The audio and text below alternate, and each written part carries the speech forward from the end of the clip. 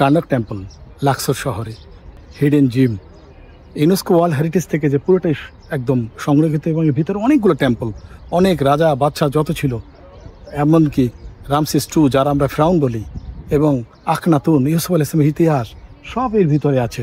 সেখানে গিয়ে আমি আপনাদেরকে সব কিছু দেখানোর ব্যবস্থা। আমি এক আকর্ষণীয় জায়গায়, যে এখানে ফেরাউনের যে রাজপ্রাসাদটা ছিল, সেখানে এখন আমি প্রবেশ করব। Temple of Ramses II, Ramses IIই ছিল মুসা আলাইহিস সালামের আমলের যে ফেরাউন, সেই ফেরাউন।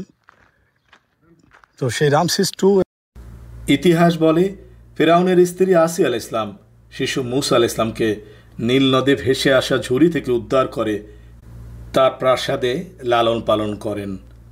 যৌবনে মুসা আলাইহিস সালাম প্রাসাদে ফেরাউনকে তাওহীদের দাওয়াত দেন এবং তার লাঠির মুজিজা দেখান। সূরা কাসাসে উল্লেখ আছে, ফেরাউন বলল, হে পরিষদবর্গ, আমি ছাড়া তোমাদের কোনো ইলাহা নেই। এই মন্দিরের শিলালিপিগুলিতে ফেরাউনের দেবত্বের দাবি খোদাই করা আছে, যা তার অহংকারের প্রতীক।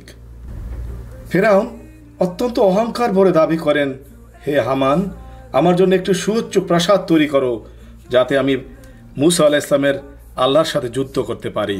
আউযুবিল্লাহ। প্রাচীন মিশরের গৌরবময় ইতিহাসের সবচেয়ে মহাকাব্যিক নিদর্শন কোনটি? পিরামিড? স্ফিংস?